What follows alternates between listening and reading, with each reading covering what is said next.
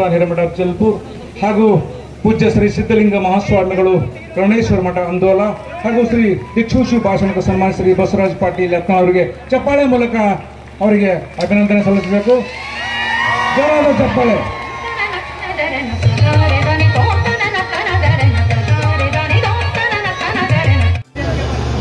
ಗಣೇಶನ ಹಬ್ಬ ಬಹಳ ವೈಭವದಿಂದ ನಡೀತಾ ಇದೆ. ಗಣೇಶ್ ಮಂಡಳಿಯವರು ಇತ್ತೀಚೆಗೆ ತಮ್ಮ ವೇದಿಕೆಯ ಮೇಲೆ ಆರ್ಕೆಸ್ಟ್ರಾ ಡ್ರಾಮಾ ಆರ್ಟಿಸ್ಟ್ಗಳನ್ನ ಕರೆಸುವುದರ ಬಿಟ್ಟು ರಾಷ್ಟ್ರ ರಕ್ಷಣೆಗಾಗಿ, ಧರ್ಮ ರಕ್ಷಣೆಗಾಗಿ ಹಿಂದೂ ಹೋರಾಟಗಾರರನ್ನ ಕರೆಸಿ ಅನೇಕ ಸಂದೇಶಗಳನ್ನ ನೀಡುವಂತಹ ಕಾರ್ಯಕ್ರಮಗಳು ಇತ್ತೀಚೆಗೆ ನಾವೆಲ್ಲ ಕಡೆ ಕಾಣ್ತಾ ಇದ್ದಾವೆ. ಇದು ಅವಶ್ಯವಾಗಿದೆ. ಅಫಜಲ್ಪುರ್ ಪಟ್ಟಣದಲ್ಲಿ ಇವತ್ತಿನ ರಾಷ್ಟ್ರ ಧರ್ಮ ರಕ್ಷಣೆ ನಮ್ಮ ಹೊಣೆ ಅನ್ನುವಂತಹ ಕಾರ್ಯಕ್ರಮಕ್ಕೆ ಇಲ್ಲಿ ಸೇರಿರುವಂತಹ ಜನಸಾಗರದ ಸುನಾಮಿಯನ್ನ ನೋಡಿದರೆ ಶತ್ರು ರಾಷ್ಟ್ರ ಪಾಕಿಸ್ತಾನದ ಅಭಿಮಾನಿಗಳಲ್ಲಿ ನಡುಕ ಉಂಟಾಗುವಂತಹ ಜನ ಸೇರಿದೆ. ಇದು ಬಹಳ ಅವಶ್ಯಕತೆ ಇದೆ. ಬಾಲ್ ಗಂಗಾಧರನಾಥ್ ತಿಲಕ್ ಅವರು ಬ್ರಿಟಿಷರ ವಿರುದ್ಧ ಸಂಘಟಿತರಾಗಿ ಹೋರಾಟ ಮಾಡಲಿಕ್ಕೆ ಮನೆಗೆ ಸೀಮಿತವಾಗಿರುವಂತಹ ಗಣೇಶನನ್ನ 4 ರಸ್ತೆಯ ಮಧ್ಯಗಳಿಗೆ ತಂದು ಪ್ರತಿಷ್ಠಾಪನೆ ಮಾಡಿ ಆ ಮೂಲಕ ಗಣೇಶನ ನೇತೃತ್ವದಲ್ಲಿ ಇಡೀ ಭಾರತೀಯರನ್ನ, ಹಿಂದೂಗಳನ್ನ ಒಂದುಗೂಡಿಸಿ ಬ್ರಿಟಿಷರ ವಿರುದ್ಧ ಹೋರಾಟ ಮಾಡಲಿಕ್ಕೆ ದೊಡ್ಡ ಪ್ರಯತ್ನವನ್ನ ತಿಲಕ್ ಅವರು ಮಾಡಿದರು. ಇದು ಬ್ರಿಟಿಷ್ ಅಧಿಕಾರಿಗಳಿಗೆ ಗೊತ್ತಾಗ್ಲಿಕ್ಕೆ ತಡ ಏನಾಗ್ಲಿಲ್ಲ. ದೇವರ ಹೆಸರಿನಲ್ಲಿ ಇವರು ನಮ್ಮ ವಿರುದ್ಧ ಸಂಘಟನೆಯನ್ನ ಮಾಡ್ತಾ ಇದ್ದಾರೆ, ಹಾಗೆ ನಮ್ಮನ್ನ ಈ ದೇಶದಿಂದ ಓಡಿಸಬೇಕು ಅನ್ನುವಂತ ಸಂಚು ಕೂಡ ರೂಪಿಸಿದ್ದಾರೆ ಅಂತ ಹೇಳಿ ಎಲ್ಲೆಲ್ಲಿ ಗಣೇಶ ಕೂಡಿಸಿ ಕಾರ್ಯಕ್ರಮ ಮಾಡ್ತಿರ್ತಾರೋ ಅಲ್ಲೆಲ್ಲಿ ಈ ಬ್ರಿಟಿಷ್ ಪೊಲೀಸ್ ಅಧಿಕಾರಿಗಳು ಹೋಗಿ ಗಣೇಶ ಮಂಡಳಿಯ ಅಧ್ಯಕ್ಷರಿಗೆ, ಸದಸ್ಯರಿಗೆ ಬೆದರಿಕೆ ಹಾಕಿ ಕೇಸ್ಗಳನ್ನ ಹಾಕಿ ಜೈಲಿಗಟ್ಟುವಂತಹ ಕೆಲಸ ಅವತ್ತು ಕೂಡ ನಡೆದಿತ್ತು. ಇವತ್ತು ಮುಖ್ಯಮಂತ್ರಿ ಸಿದ್ದರಾಮಯ್ಯನವರ ಕಾಲದಲ್ಲಿಯೂ ಕೂಡ ನಡೀತಾ ಇದೆ. ತಿಲಕ್ ಅವರು ಎದೆಗುಂದಲಿಲ್ಲ, ಗಣೇಶ್ ಮಂಡಳಿಯವರು ಕೂಡ ಹೆದರಲಿಲ್ಲ. ಬ್ರಿಟಿಷರ ಎಷ್ಟೋ ಕೇಸ್ಗಳಿಗೆ ಲಾಠಿ ಏಟು, ಬೂಟು ಏಟಿಗೆ ಬಗ್ಗದೆ ಜಗ್ಗದೇನೆ ಇಡೀ ಭಾರತೀಯರನ್ನ ಒಂದುಗೂಡಿಸಿ ಬ್ರಿಟಿಷರನ್ನ ಈ ದೇಶದಿಂದ ಬಿಟ್ಟು ಓಡಿಸಿದ್ದು ಕೀರ್ತಿ ಬಾಲಗಂಗಾಧರನಾಥ್ ತಿಲಕ್ ಅವರಿಗೆ ಸಲ್ಲಬೇಕಾಗತ್ತೆ. ಬ್ರಿಟಿಷರ ಆಳ್ವಿಕೆಯಲ್ಲಿ ಎಷ್ಟು ಗಜಾನನ ಮಂಡಳಿಗಳ ಶಕ್ತಿ ಅವಶ್ಯಕತೆ ಇತ್ತೋ ಅದೇ ಮಾದರಿಯಲ್ಲಿ ಇವತ್ತೂ ಕೂಡ ಕರ್ನಾಟಕದಲ್ಲಿ ಹಿಂದೂಗಳು ಒಂದಾಗುವಂತಹದ್ದು, ಗಣೇಶ ಮಂಡಳಿಗಳು ಒಂದಾಗಿ ರಾಷ್ಟ್ರ ಧರ್ಮ ಕಾರ್ಯ ಮಾಡಲಿಕ್ಕೆ ಬಹಳ ಅಣಿಯಾಗ್ತಾ ಇದ್ದಾರೆ. ಅದು ಅವಶ್ಯಕತೆ ಇದೆ. ಯುವಕರೇ, ಗಣೇಶ ಮಂಡಳಿಯ ಕಾರ್ಯಕ್ರಮ ಶೋಭಾಯಾತ್ರೆ ನಡೀತಿರ್ಬೇಕಾದ್ರೆ ಇನ್ನೂ ಗಣೇಶನ್ನೇ ಕೂಡಿಸಿರೋದಿಲ್ಲ. ಬ್ರಿಟಿಷರು ಬಿಟ್ಟೋಗಿರುವಂತಹ ಕಾನೂನಿನ ಅಡಿಯಲ್ಲಿ ನಮ್ಮ ರಾಜ್ಯ ಸರ್ಕಾರ ಪೊಲೀಸರನ್ನ ಉಪಯೋಗಿಸಿ ನೋಟಿಸ್ ಅನ್ನ ಕೊಟ್ಟು ನೀವು ಪ್ರಚೋದನೆ ಭಾಷಣ ಮಾಡಬಾರದು, ನೀವು ಇಂಥ ಗ್ರಾಮಗಳಿಗೆ ಹೋಗಬಾರದು, ಗಣೇಶ ಮಂಡಳಿ ಕಾರ್ಯಕ್ರಮಕ್ಕೆ ನೀವು ಅನುಪಸ್ಥಿತಿ ಇರಬೇಕು ಅಂತ ಹೇಳಿ ಇವತ್ತಿನವರೆಗೂ ಪೊಲೀಸರು ಕಿರಿಕಿರಿ ಕೊಡ್ತಾ ಇದ್ದಾರೆ. ನೋಟಿಸ್ ಅನ್ನ ಕೊಟ್ಟು ಕೆಲ ಪ್ರದೇಶಗಳಿಗೆ ನಾವು ಬ್ಯಾನ್ ಮಾಡ್ತಾ ಇದ್ದಾರೆ.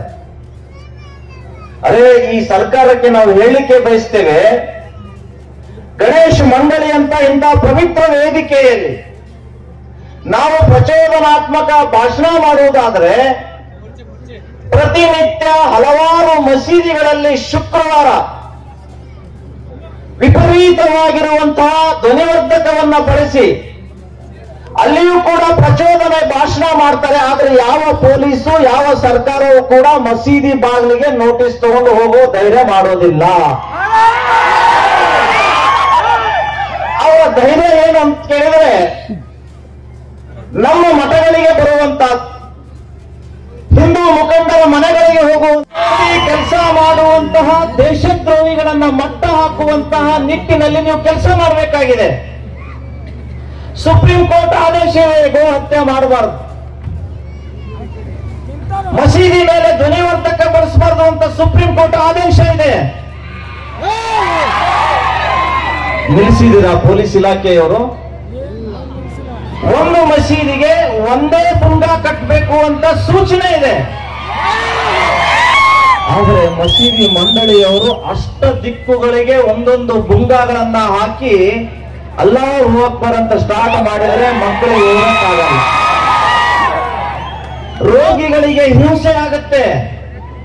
ನಾವು ಕಂಪ್ಲೇಂಟ್ ಕೊಟ್ಟರೂ ಕೂಡ ಪೊಲೀಸ್ ಇಲಾಖೆ ಅದು ಡಸ್ಟ್ಬಿನ್ಗೆ ತಳ್ಳುತ್ತೆ ಹೊರತು ಮಸೀದಿಗಳ ಮೇಲೆ ಯಾವುದೇ ಕಾನೂನು ಕ್ರಮ ಆಗಿದ್ದು ಇಲ್ಲಿಯವರೆಗೆ ನಾವು ನೋಡಿಲ್ಲ. ಹೀಗಾಗಿನೇ ಅಫ್ಜಲ್ಪುರದ ಎಲ್ಲ ಯುವಕರು ಸೇರ್ಕೊಂಡು ನಮ್ಮ ರಾಷ್ಟ್ರ ರಕ್ಷಣೆ ಆಗ್ಬೇಕು, ನಮ್ಮ ಧರ್ಮ ರಕ್ಷಣೆ ಆಗ್ಬೇಕು, ಅದು ನಮ್ಮೆಲ್ಲರ ಹೊಣೆ ಅಂತ ಹೇಳಿ ಈ ಕಾರ್ಯಕ್ರಮವನ್ನ ಆಯೋಜಿಸಿದಾರಲ್ಲ, ಇವರಿಗೆ ಮೊಟ್ಟ ಮೊದಲನೆಯದಾಗಿ ನಾವು ಅಭಿನಂದನೆಗಳನ್ನ ಸಲ್ಲಿಸಬೇಕಾಗತ್ತೆ. ಯುವಕರೇ, ನಮ್ಮ ರಾಷ್ಟ್ರ ರಕ್ಷಣೆ ನಾವು ಕಾಶ್ಮೀರದಿಂದ ಪ್ರಾರಂಭ ಮಾಡಬೇಕಾಗಿದೆ. ಯಾಕೆ ಅಂತ ಕೇಳಿದ್ರೆ, ಭಾರತದ ಮುಕುಟ ಕಾಶ್ಮೀರ. ಈ ಕಾಶ್ಮೀರವನ್ನ ನುಂಗಿ ಹಾಕಬೇಕು ಅಂತ 1947ರಿಂದ ಇಲ್ಲಿಯವರೆಗೆ ಪಾಕಿಸ್ತಾನದ ಹಿಂದೂ ವಿರೋಧಿ ಮಾನಸಿಕತೆಯ ಮುಸ್ಲಿಮರು, ಭಾರತದ ವಿರೋಧಿಗಳು ನಿರಂತರವಾಗಿ ನಮ್ಮ ದೇಶದ ಮೇಲೆ ದಾಳಿ ಮಾಡ್ತಾ ಇದ್ದಾವೆ. 1990ರಲ್ಲಿ ಮಸೀದಿಯ ಬುಂಗಾಗಳಿಂದ ಒಂದು ಘೋಷಣೆ ಪ್ರಾರಂಭ ಆಗುತ್ತೆ ಮುಸಲ್ಮಾನರಿಂದ.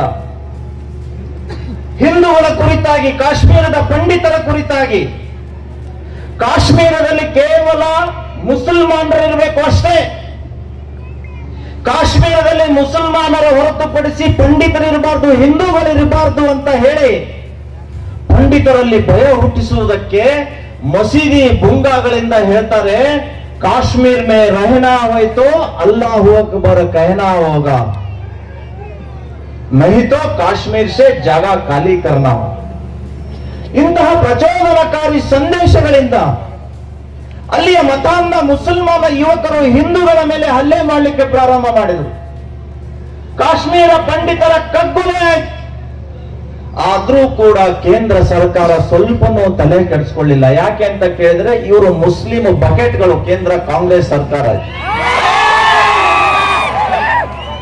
ಹಿಂದೂಗಳ ರಕ್ತ ಹರಿಲಿ ಪರವಾಗಿಲ್ಲ, ಪಂಡಿತರ ಶಿರಶ್ಛೇದ ಆಗಲಿ ಪರವಾಗಿಲ್ಲ, ಕಾಶ್ಮೀರ ಪಂಡಿತರ ಹೆಂಡತಿಯರ ಮೇಲೆ, ಮಕ್ಕಳ ಮೇಲೆ ಅತ್ಯಾಚಾರ ಆದರೂ ಪರವಾಗಿಲ್ಲ, ನಮಗೆ ಮುಸಲ್ಮಾನರ ಓಟು ಬೇಕು ಅಂತ ಹೇಳಿ ಕಾಂಗ್ರೆಸ್ ನೇತೃತ್ವದ ಕೇಂದ್ರ ಸರ್ಕಾರ ಕಾಶ್ಮೀರದಲ್ಲಿ ಯಾವುದೇ ಕಾರ್ಯಾಚರಣೆ ಮಾಡಲಿಲ್ಲ. ಇದು ನಮ್ಮ ದುರ್ದೈವ.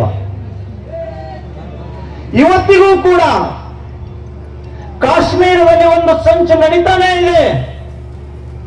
ಆದರೆ ಆ ಸಂಚನ್ನ ವಿಫಲ ಮಾಡಲಿಕ್ಕೆ ಕೇಂದ್ರದಲ್ಲಿ NDA ಪ್ರಧಾನಮಂತ್ರಿ ನರೇಂದ್ರ ಮೋದಿ ಅನ್ನುವಂತ ಉಕ್ಕಿನ ಮನುಷ್ಯ ಒಬ್ಬ ಮುಸಲ್ಮಾನ್ ಪಾಕಿಸ್ತಾನದ ಜಿಹಾದಿ ಕಲ್ಲು ತೆಗೆದುಕೊಂಡು ಪೊಲೀಸರಿಗೆ ಹೊಡೆಯುವ ಧೈರ್ಯ ಮಾಡೋದಿಲ್ಲ, ಸೇನೆ ಮೇಲೆ ದಾಳಿ ಮಾಡುವಂತ ಪ್ರಯತ್ನ ಮಾಡೋದಿಲ್ಲ. ಅಕಸ್ಮಾತ್ ಏನಾದ್ರೂ ಕಲ್ಲು ತಗೊಂಡು ನಿಂತರೆ ಶೂಟ್ ಫಾರ್ ಸೈಟ್ ಅನ್ನುವಂತ ಆರ್ಡರ್ ಏನು ಇಟ್ಟಿದಾರಲ್ಲ, ಇದು ನಿಜಕ್ಕೂ ಕೂಡ ಸ್ವಾಗತ. ಬಂಧುಗಳೇ,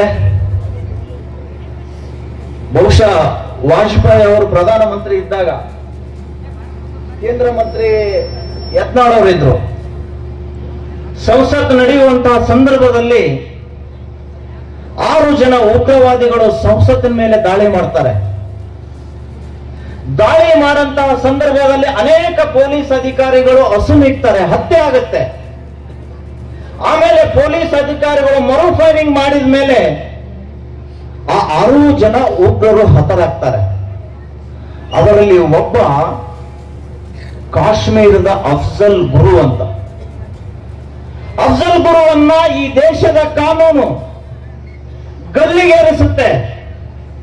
ಗಲ್ಲಿಗೇರಿಸಿ ಎಲ್ಲ ಮುಗಿಕೊಂಡಾಗ ದೆಹಲಿಯ JNU ಯೂನಿವರ್ಸಿಟಿ, ಜವಾಹರ್ಲಾಲ್ ನೆಹರು ಯೂನಿವರ್ಸಿಟಿಯಲ್ಲಿ ಅಲ್ಲಿಯ ವಿದ್ಯಾರ್ಥಿಗಳೆಲ್ಲರೂ ಸೇರ್ಕೊಂಡು ಈ ಮತಾಂಧ ಭಯೋತ್ಪಾದಕ ದೇಶದ ಸಂಸತ್ ಮೇಲೆ ದಾಳಿ ಮಾಡಿದ ಅಫ್ಜಲ್ ಗುರುವಿನ ಫೋಟೋ ಇಟ್ಟು ಆ ವಿಶ್ವವಿದ್ಯಾಲಯದಲ್ಲಿ ಅಫ್ಜಲ್ ಗುರುನ ಪುಣ್ಯತಿಥಿ ಮಾಡಲಿಕ್ಕೆ ಶುರು ಮಾಡ್ತಾರೆ. ಇದು ಯಾವ ದೇಶದಲ್ಲಿ ಆಗ್ಲಿಕ್ಕೆ ಸಾಧ್ಯನಾ?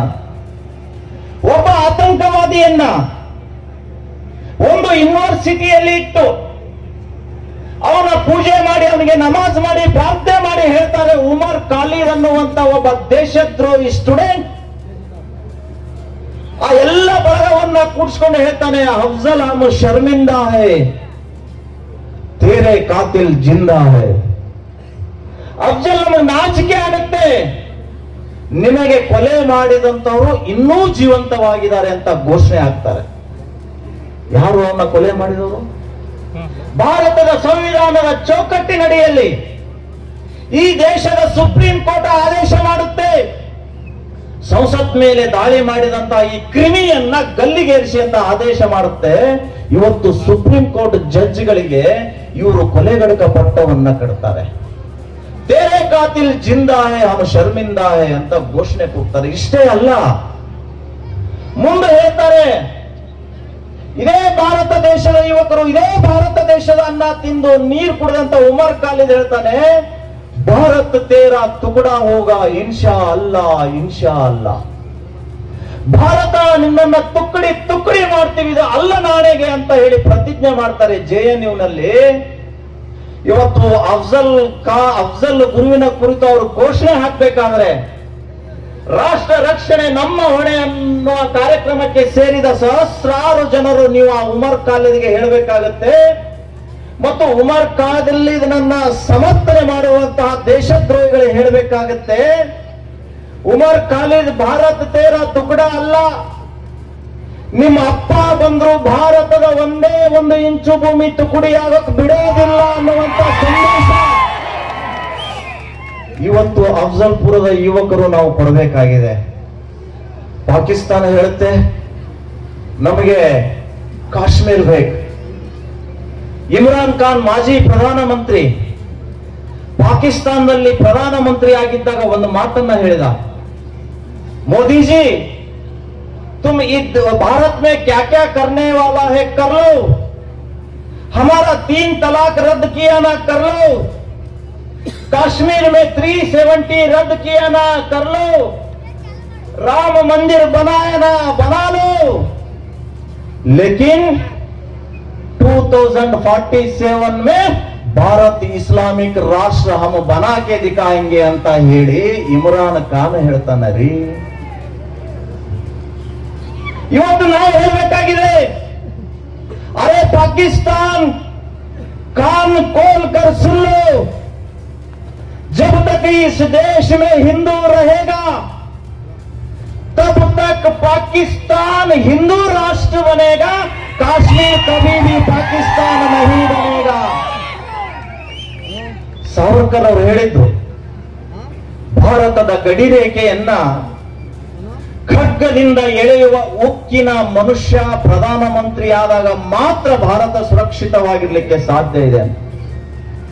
ಸ್ವತಂತ್ರ ಸಿಕ್ಕು 75 ವರ್ಷಗಳ ಮೇಲೆ ಪಾಕಿಸ್ತಾನದ ಗಡಿ ರೇಖೆಯನ್ನ ಖಡ್ಗದಿಂದ ಎಳೆಯುವಂತ ವ್ಯಕ್ತಿ ಯಾರಾದರೂ ಇದ್ರೆ ಅದು NDA ಪ್ರಧಾನಮಂತ್ರಿ ನರೇಂದ್ರ ಮೋದಿ ಅಂತ ನಾವು ಹೆಮ್ಮೆಯಿಂದ ಹೇಳ್ಕೊಳ್ಬೇಕಾಗುತ್ತೆ. ಭಾರತದ ಸೈನಿಕರ ಮೇಲೆ ದಾಳಿ ಮೋದಿ ಸುಮ್ಮನೆ ಕೂತ್ಕೊಳ್ಳಿಲ್ಲ, ಸರ್ಜಿಕಲ್ ಸ್ಟ್ರೈಕ್ ಮಾಡಿ ಅವರು ನಮ್ಮ ಸೈನಿಕರನ್ನ ಕೊಲೆ ಮಾಡಿದರೆ, ಹತ್ಯೆ ಮಾಡಿದರೆ, ಅವರ 100 ಸೈನಿಕರನ್ನ ಹತ್ಯೆ ಮಾಡಿ ಎಂಟೆದೆಯ ಬಂಟ ಅನ್ನುವಂಥದ್ದು ತೋರಿಸಿಕೊಟ್ಟಿದ್ದು ಈ ದೇಶದ ಜನತೆ, ಈ ದೇಶದ ವೀರ ಸೈನಿಕರು ಅಂತ ನಾವು ಹೆಮ್ಮೆಯಿಂದ ಹೇಳ್ಕೊಳ್ಬೇಕಾಗುತ್ತೆ. ಮೊನ್ನೆ ಪಹಲ್ಗಾಮ್ ದಾಳಿ ಆಯ್ತು. ಮದುವೆಯಾಗಿ 6ನೇ ದಿವಸಕ್ಕೆ ಪಹಲ್ಗಾಮ್ಗೆ ಪ್ರವಾಸಕ್ಕೆ ಹೋಗಿದ್ದಾರೆ. ಪ್ರವಾಸದ ಸಂದರ್ಭದಲ್ಲಿ 6 ಜನ ಆತಂಕವಾದಿಗಳು ಆ ಪಹಲ್ಗಾಮ್ ಗಾರ್ಡನ್ ನಲ್ಲಿ ನುಗ್ಗುತ್ತಾರೆ. ನುಗ್ಗಿ ಅಲ್ಲಿ ಪ್ರವಾಸಿಗರಿಗೆ ಕೇಳ್ತಾರೆ, ನೀನ್ ಯಾವ ಜಾತಿ, ನೀನು ಹಿಂದೂನೋ ಮುಸ್ಲಿಮೋ? हम मुस्लिम है, मुस्लिम रहे तो तुम कलमा पढ़ो, ನೀನು ಕುರಾನ್ ಓದು. ಇಲ್ಲೋ ನೇರವಾಗಿ ಅಲ್ಲಾಹು ಅಕ್ಬರ್ ಅಂತ ಹೇಳಿ ಗುಂಡಿಟ್ಟು ಸಾಯಿಸಿದರು ಪಕ್ಕದ ಪಾಕಿಸ್ತಾನದ ಟೆರರಿಸ್ಟ್ಗಳು. ಅದಾದ ಕೆಲವೇ ದಿನಗಳಲ್ಲಿ ಮೋದಿ ಅವರು ಅವಕಾಶಕ್ಕಾಗಿ ಕಾಯ್ತಾ ಇದ್ರು, ಭಾರತೀಯ ಸೇನೆ ಅವಕಾಶಕ್ಕಾಗಿ ಕಾಯ್ತಾ ಇತ್ತು. ಸಿಂಧೂರ, ನಮ್ಮ ಭಾರತೀಯ ಮಾತೆಯ ಹಣೆಯ ಮೇಲಿರುವಂತಹ ಸಿಂಧೂರ ಅಳಿಸಿದಂತವರಿಗೆ ಆಪರೇಷನ್ ಸಿಂಧೂರ ಅನ್ನುವ ಮೂಲಕ ಇಡೀ ಟೆರರಿಸ್ಟ್ಗಳ ಮಸೀದಿಯನ್ನ ಪಾಕಿಸ್ತಾನದಲ್ಲಿ ಉಡಿಸು ಮಾಡಿದ್ದು ನಮ್ಮ ಭಾರತೀಯ ವೀರ ಸೈನಿಕರು. ಸೇನೆ ಬಹಳ ಬಲಿಷ್ಠವಾಗಿದೆ. ವಿಶ್ವದ ಅತ್ಯಂತ ಬಲಿಷ್ಠವಾಗಿರುವಂತಹ ಸೇನೆಯಲ್ಲಿ ಭಾರತದ್ದು ಕೂಡ ಬಲಿಷ್ಠವಾಗಿರುವಂತಹ ಸೇನೆ. ಇಂತಹ ಸೇನೆಯನ್ನ ಹುರಿದುಂಬಿಸುವ ಕೆಲಸ ನಿರಂತರವಾಗಿ ನಾವು ಮಾಡಬೇಕಾಗಿದೆ.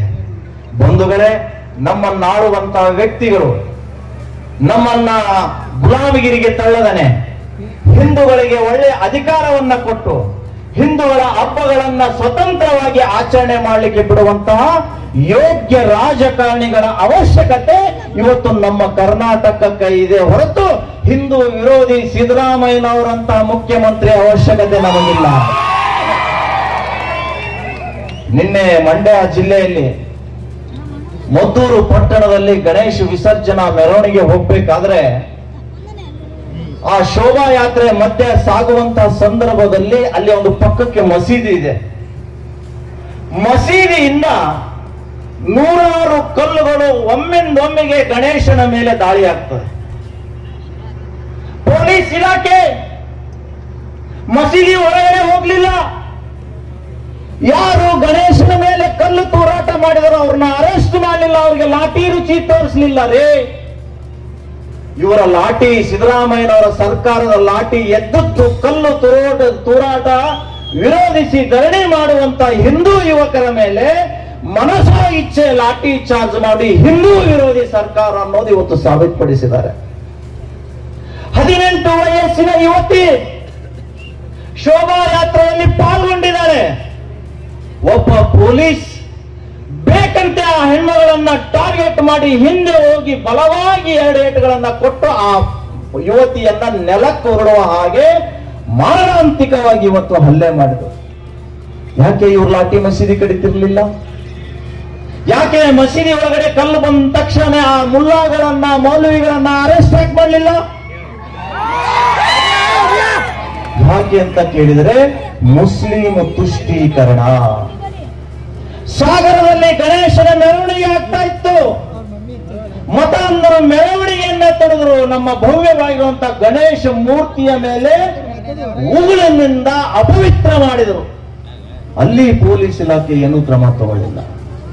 ಯಾವಾಗ ಹಿಂದೂ ಸಮಾಜ ಸದೃಢ ಸಮಾಜ ಆಗೋದಿಲ್ವೋ, ಅವರು ನಮ್ಮ ಮೂರ್ತಿ ಮೇಲೆ ಉಗುಳಿದರೆ ನಾವು ಅವರ ಮುಖಕ್ಕೆ ಎಲ್ಲಿವರೆಗೂ ಉಗುಳೋದಿಲ್ವೋ ಅಲ್ಲಿಯವರೆಗೆ ಈ ಮತಾಂಧ ಪಾಕಿಸ್ತಾನದ ಏಜೆಂಟರು ಬಾಲ ಬಿಚ್ಚೋದು ಬಿಡೋದಿಲ್ಲ.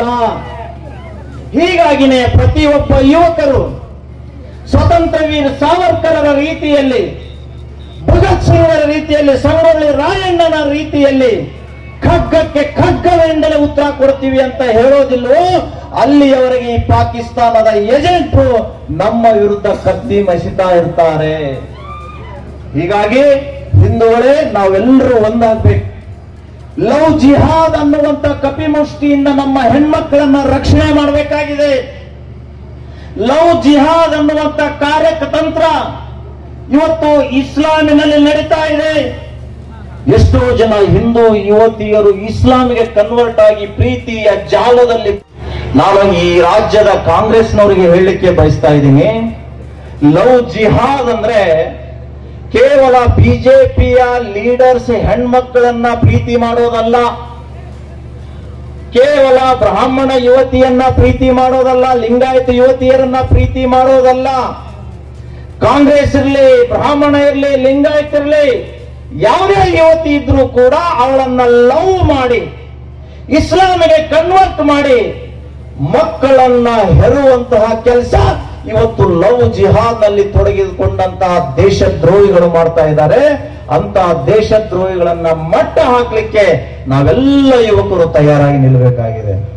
ಸದೃಢ ಭಾರತಕ್ಕಾಗಿ, ಸದೃಢವಾಗಿ ಹಿಂದೂ ಧರ್ಮ ನಿರ್ಮಾಣಕ್ಕಾಗಿ, ಸ್ವಾಮಿ ವಿವೇಕಾನಂದರು ಕಂಡಂತಹ ಕನಸನ್ನ ಸಾಕಾರ ಮಾಡುವುದಕ್ಕಾಗಿ ಹಿಂದೂ ಯುವಕರೇ, ನಾನು ಕಳಕಳಿಯಿಂದ ಮನವಿ ಮಾಡ್ಕೊಳ್ತಾ ಇದ್ದೀನಿ. ಕುಡಿತಾ ಬಿಡಿ, ಗುಟ್ಕಾ ತಿನ್ನೋದು ಬಿಡಿ, ತಂಬಾಕು ತಿನ್ನೋದು ಬಿಡಿ. ಸದೃಢ ಕಾಯವನ್ನ ನೀವು ಇಟ್ಕೊಂಡಾಗ ಮಾತ್ರ ಶತ್ರುಗಳ ಹುಟ್ಟಡಗಿಸಲಿಕ್ಕೆ ಸಾಧ್ಯ ಆಗುತ್ತೆ ಅನ್ನುವಂತಹ ಸಂದೇಶವನ್ನ ಈ ಸಂದರ್ಭದಲ್ಲಿ ನಾನು ಕೊಡ್ತಾ, ಕಾಶ್ಮೀರದ ಬಗ್ಗೆ ಶಿವಸೇನೆ ಪಕ್ಷದ ಬಾಳಾ ಸಾಹೇಬ್ ಠಾಕ್ರೆಗೆ ಒಬ್ಬ ಪತ್ರಕರ್ತರು ಕೇಳ್ತಾರೆ, आप इस देश का प्रधानमंत्री बने तो पहला काम क्या करेगा? आग ठाकरे और ಹೇಳಿದ್ರಂತೆ, जो काश्मीर में पाकिस्तान की मुल्ला मौलवी बैठा है ना, उन लोगों को मैं साफ करूंगा ಅಂತ. ಇಂತಹ ಆಡಳಿತ ನಡೆಸುವಂತಹ ದಿಟ್ಟ ನಾಯಕರ ಅವಶ್ಯಕತೆ ಈ ರಾಜ್ಯಕ್ಕೆ ಇರುವುದರಿಂದ ಮುಂದಿನ ಚುನಾವಣೆಯಲ್ಲಿ ಈ ಮುಸಲ್ಮಾನ್ ಏಜೆಂಟ್ ಕಾಂಗ್ರೆಸ್ ಸರ್ಕಾರಕ್ಕೆ ಮನೆಗೆ ಕಳಿಸಿ ಹಿಂದುತ್ವದ ಸರ್ಕಾರವನ್ನ ಮತ್ತೆ ಇಲ್ಲಿ ಸ್ಥಾಪನೆ ಮಾಡುವುದಕ್ಕಾಗಿ ನಾವೆಲ್ಲರೂ ಕೂಡ ಪ್ರಯತ್ನ ಪಡಬೇಕಾಗಿದೆ. ಶಪಥ ಪಟ್ಟಾಗ ಮಾತ್ರ ಕರ್ನಾಟಕ ಹಿಂದೂ ಸುರಕ್ಷಿತವಾಗಿರುವಂತಹ ರಾಜ್ಯ ಆಗುತ್ತೆ ಅನ್ನುವ ಸಂದೇಶವನ್ನ ಕೊಡ್ತಾ ಇವತ್ತಿನ ಈ ಭವ್ಯವಾಗಿರುವಂತಹ ಕಾರ್ಯಕ್ರಮಕ್ಕೆ ನಮ್ಮನ್ನ ಬಸನಗೌಡರನ್ನ ಕರೆಯಿಸಿ ಗೌರವಿಸಿ ಸನ್ಮಾನಿಸಿದ್ದಕ್ಕಾಗಿ ತಮ್ಮೆಲ್ಲರಿಗೂ ಕೂಡ ಧನ್ಯವಾದಗಳನ್ನ ಅರ್ಪಿಸಿ ನಾವೆಲ್ಲರೂ ಜೋರಾಗಿ ಜಯಘೋಷ ಮಾಡಬೇಕು. ಹೇಗೆ ಜಯಘೋಷ ಇರಬೇಕು ಅಂತ ಕೇಳಿದ್ರೆ, ಪಾಕಿಸ್ತಾನದ ಏಜೆಂಟರು ಏನಾದ್ರೂ ಅಫ್ಜಲ್ಪುರದಲ್ಲಿ ಇದ್ದಿದ್ರೆ ರಾತ್ರಿ ಜಾಳಿ ಟೋಪಿ ಎಲ್ಲ ಜಮಾ ಮಾಡಿಕೊಂಡು ಊರು ಖಾಲಿ ಮಾಡಬೇಕು. ನಾನು ಹೇಳ್ತಾ ಇರುವುದು ಪಾಕಿಸ್ತಾನದ ಏಜೆಂಟ್ರಿಗೆ, ಪಾಕಿಸ್ತಾನದ ಟೆರರಿಸ್ಟ್ಗಳಿಗೆ, ನೀವು ತಪ್ಪು ತಿಳ್ಕೊಂಡು ಪೊಲೀಸರು ಏನಾದ್ರೂ FIR ಮಾಡಿದ್ರೆ ನಡೆಯೋದಿಲ್ಲ.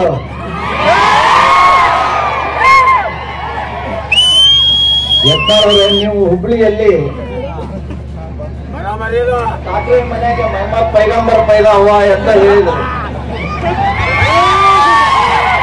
ನಿಮ್ಮ ಮೇಲೆ ಕೇಸ್ ಬಿತ್ತು, ನನ್ನ ಮೇಲೆ ಕೇಸ್ ಬೀಳ್ಬಾರ್ದಂತ ನಾನೇನಂದ್ರೆ, ಇವತ್ತು ಬಹಳ ಜನ ಕಾಂಗ್ರೆಸ್ಸಿನ ಮನೆಯಲ್ಲಿ ಪಿತಾಂಬರಗಳು ಹುಟ್ಟಿದ್ದಾರೆ ಅಂದ್ರು ಅದಕ್ಕೂ ಕೇಸ್ ಹಾಕಿದ್ರು.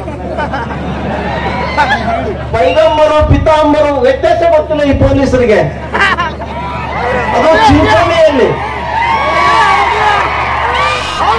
ಯಾಕೆ ಅಂತ ಕೇಳಿದ್ರೆ, ಉಸ್ತುವಾರಿ ಮಿನಿಸ್ಟರ್ ಇನ್ಚಾರ್ಜ್, ನಮ್ಮ ಕಲಬುರಗಿ ಇನ್ಚಾರ್ಜ್ ಮಿನಿಸ್ಟರ್ ಇದಾರಲ್ಲ, ಕಾಂಗ್ರೆಸ್ ಕಾರ್ಯಕರ್ತರು ಆಂದೋಲನ ಸ್ವಾಮಿ ಮೇಲೆ ಕೇಸ್ ತಗೊಂಡ್ರೆ ಅಂದ್ರೆ ತಗೊಳ್ಳೇಬೇಕು ಪೊಲೀಸರು.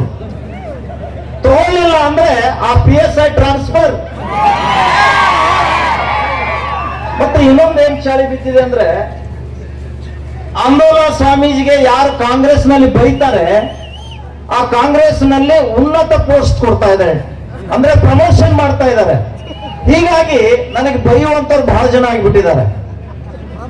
ಪಿತಾಂಬರಕ್ಕೂ ಮತ್ತು ಪೈಗಂಬರಕ್ಕೂ ವ್ಯತ್ಯಾಸ ಇಲ್ಲದಂತಹ ಪೊಲೀಸ್ ಇಲಾಖೆ ಮತ್ತು ಪೊಲೀಸರು ಕಾನೂನು ಸಲಹೆ ಕೇಳಿ ಪತ್ರ ಬರೀತಾರೆ. ಹಿರಿಯ ಕಾನೂನು ಸಲಹಾ ಅಧಿಕಾರಿ SP ಆಫೀಸ್ ನಲ್ಲಿ ಇರ್ತಾರೆ. ಅವರು ಕಾನೂನು ಓದಿದಾರೋ ಬಿಟ್ಟಿದಾರೋ ಗೊತ್ತಿಲ್ಲ, ಅವರು ಹೌದು ಇದಕ್ಕೆ ಕೇಸ್ ಮಾಡಬಹುದು ಅಂತ ಹೇಳಿ ಒಂದ್ 2-3 ಗೋಲ್ಡ್ ಸೆಕ್ಷನ್ ಹಾಕಿ ಕಳಿಸ್ಬಿಡ್ತಾರೆ.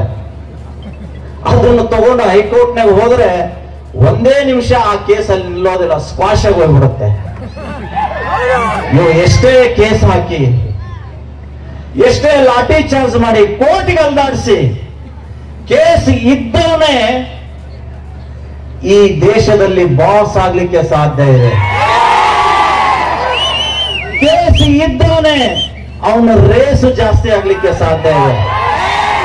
ಯಾವುದೇ ಯುವಕರು ಕೇಸಿಗೆ ಕಾಯ್ದೆಗಳಿಗೆ ಹೆದರದನೆ ನಾವು ಮಾಡುವಂತ ಹೋರಾಟ ಸಂವಿಧಾನದ ಚೌಕಟ್ಟಿನಲ್ಲಿದೆ. ನಾವು ಭಾಷಣ ಮಾಡುವಂತದ್ದು ವಾಕ್ ಸ್ವಾತಂತ್ರ್ಯದ ಅನುಗುಣವಾಗಿ ನಾವು ಭಾಷಣ ಮಾಡ್ತಾ ಇದ್ದೇವೆ ಹೊರತು ಯಾವುದೇ ದೇಶಭಕ್ತ ಮುಸಲ್ಮಾನನ ವಿರುದ್ಧ ಅಲ್ಲ. ಈ ದೇಶದಲ್ಲಿ ಇದ್ಕೊಂಡು ದೇಶದ ಅನ್ನ ತಿನ್ಕೊಂಡು ಪಾಕಿಸ್ತಾನಕ್ಕೆ ಜಿಂದಾಬಾದ್ ಹೇಳ್ತಾನಲ್ಲ, ಅಂತ ಹಂದಿಗಳ ವಿರುದ್ಧ ನಮ್ಮ ಹೋರಾಟ ಇದೆ. ಅಂತಹ ನಾಯಿಗಳ ವಿರುದ್ಧ, ದೇಶದ್ರೋಹಿಗಳ ವಿರುದ್ಧ ನಮ್ಮ ಹೋರಾಟ ಇದೆ ಹೊರತು ದೇಶಭಕ್ತ ಮುಸಲ್ಮಾನನ ವಿರುದ್ಧ ಅಲ್ಲ ಅನ್ನುವಂಥದ್ದನ್ನ ಈ ವೇದಿಕೆಯ ಮುಖಾಂತರ ಸ್ಪಷ್ಟಪಡಿಸಿ, ದೇಶಭಕ್ತ ಮುಸಲ್ಮಾನರು ಬಹಳ ಜನ ಈ ಅಫ್ಜಲ್ಪುರದಲ್ಲಿ ಇದ್ದಾರೆ ಅಂತ ಕೇಳಲ್ಪಟ್ಟಿದ್ದೇನೆ. ಸೌಹಾರ್ದದಿಂದ ನಾವೆಲ್ಲ ಇದೀವಿ ಅಂತ ಕೇಳಲ್ಪಟ್ಟಿದ್ದೇವೆ. ಸೌಹಾರ್ದದಿಂದ ಇದ್ರೆ ಈ ಅಫ್ಜಲ್ಪುರ್ ಪಟ್ಟಣದಲ್ಲಿ 2015ರೊಳಗೆ ಟಿಪ್ಪು ಸುಲ್ತಾನ್ ಜಯಂತಿ ಮಾಡೋದೇನು ಅವಶ್ಯಕತೆ ಇತ್ರಿ? ಒಂದು ವರ್ಗ ಎತ್ತಾಳರು ಅಫ್ಜಲ್ಪುರ್ ಬರಬಾರ್ದು, ಕಲಬುರಗಿಗೆ ಬರಬಾರ್ದು ಅಂತ ಹೇಳಿ ನಿನ್ನೆ ಪ್ರತಿಭಟನೆ ಮಾಡಿತು. ಅದೇ ಮಾದರಿಯಲ್ಲಿ ಹಿಂದೂಗಳ ವೈರಿಯಾಗಿದ್ದ ಆತನ ಜಯಂತಿ ಬೇಡ ಅಂತ ಹೇಳಿ ಸುಮಾರು 25-30 ಜನ ಯುವಕರು 2015 ಇದೇ ಸಿದ್ದರಾಮಯ್ಯನವ್ರ ಸರ್ಕಾರದೊಳಗನೆ ಹೋರಾಟಕ್ಕೆ ನಿಂತ್ರೆ ಕಲ್ತೂರಾಟ ಆಯ್ತು, ಲಾಠಿ ಚಾರ್ಜ್ ಆಯ್ತು.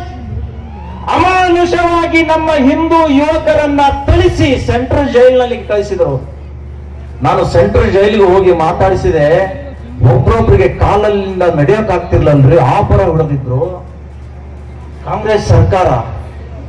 ನಾನು ಇಲ್ಲಿ ಮುಸಲ್ಮಾನರ ಬಾಂಧವ್ಯ ಇತ್ತು ಅಂದ್ರೆ ಅದನ್ನು ಕೆಡಿಸಲಿಕ್ಕೆ ಬಯಸೋದಿಲ್ಲ. ಹೇಗೆ ಸಂವಿಧಾನ ಹೇಳುತ್ತೋ, ಒಂದು ಮಸೀದಿ ಮೇಲೆ ಏಕ ಮಸೀದಿ ಏಕ ಪುಂಗ, ಒಂದು ಮಸೀದಿಗೆ ಒಂದೇ ಮೈಕು, ಅದು 75 ಡೆಸಿಬಲ್ ಕಿಂತಲೂ ಕಡಿಮೆ ಇರಬೇಕು. ಅರ್ಥಾತ್ ಆ ಮಸೀದಿಯಿಂದ ಅಲ್ಲ ಅಂದದ್ದು ಇನ್ನೊಬ್ರಿಗೆ ಕೇಳಬಾರ್ದು. ಅದನ್ನು ಪಾಲಿಸ್ತೀರಾ? ಸುಪ್ರೀಂ ಕೋರ್ಟ್ ಆದೇಶ ಇದೆ, ಗೋ ಹತ್ಯೆ ಮಾಡೋಂಗಿಲ್ಲ. ನೀವು ಅಕ್ರಮ ಕಸಾಯಿಖಾನೆಗಳು ಮುಚ್ತೀರಾ? ಹೌದು, ನಾವು ನೀವು ಒಂದೇ ಆಗಿರೋಣ, ಅಣ್ಣ ತಮ್ಮಂದಿರಾಗಿರೋಣ ಅಂತ ಹೇಳಿದ್ರೆ ಹಿಂದೂ ಭಾವನೆಗಳಿಗೆ ಎಲ್ಲೆಲ್ಲಿ ಧಕ್ಕೆ ಆಗುತ್ತೋ ಅದನ್ನ ತಕ್ಷಣವೇ ನೀವು ನಿಲ್ಲಿಸಿದ್ರೆ ನಾವು ನಿಮ್ಮನ್ನ ಹೆಗಲ ಮೇಲೆ ಕೈ ಹಾಕಿ ಹೂವಿನಾರ ಹಾಕಿ ಸನ್ಮಾನ ಮಾಡೋದಕ್ಕೂ ಸಿದ್ಧರಿದ್ದೇವೆ.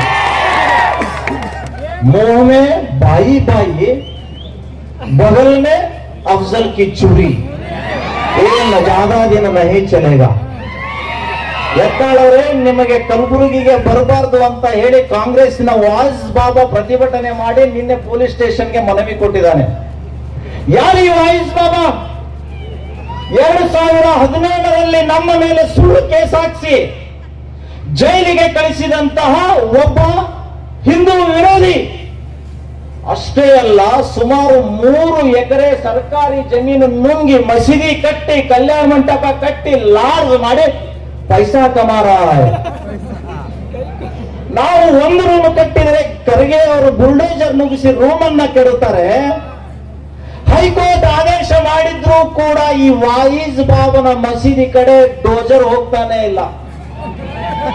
ಅಲ್ಲಿ ಡೋಜರ್ ಹೋದ್ರೆ ಅದು ಡೋಜರೇ ಮಂಡಾಗತ್ತದಂತೆ. ಯಾಕೆ ಅಂತ ಕೇಳಿದ್ರೆ ಈ ವಾಯಿಸ್ ಬಾಬಾ ಗ್ರೇಟ್ ಇನ್ಚಾರ್ಜ್ ಮಿನಿಸ್ಟರ್ ನ bucket, Kalaburagi incharge minister bucket ಆಗಿ ಕೆಲಸ ಮಾಡೋದ್ರಿಂದ ಅವರು ಏನೇ ಕಾನೂನು ವಿರೋಧಿ ಕೆಲಸ ಮಾಡಿದ್ರು ಮಾಫ್ ಆಗಿದೆ. ಕಲಬುರಗಿಯಲ್ಲಿ ಬಾರಾಕೂನ್ ಮಾಫ್.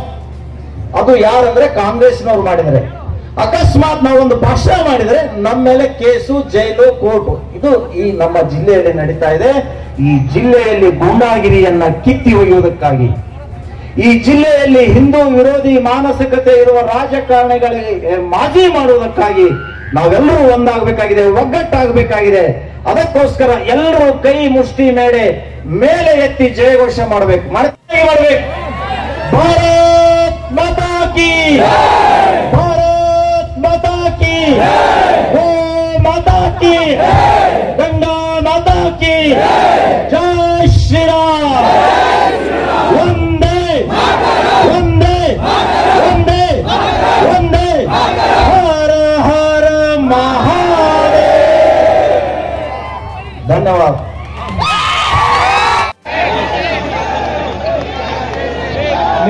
ಹಾಗಾಗಿ ಇವತ್ತು ದಿವಸ ಹಿಂದೂ ಸಾಮ್ರಾಟ ಹಾಗೂ ಬಿಜಾಪುರ ನಗರದ ಜನಮೆಚ್ಚಿದ ಶ್ರೇಷ್ಠ ಹಿಂದೂ ಹುಲಿ ಎಂದೇ ಹೆಸರುವಾಸಿಯಾದಂಥ ಅಫ್ಜಲ್ಪುರದ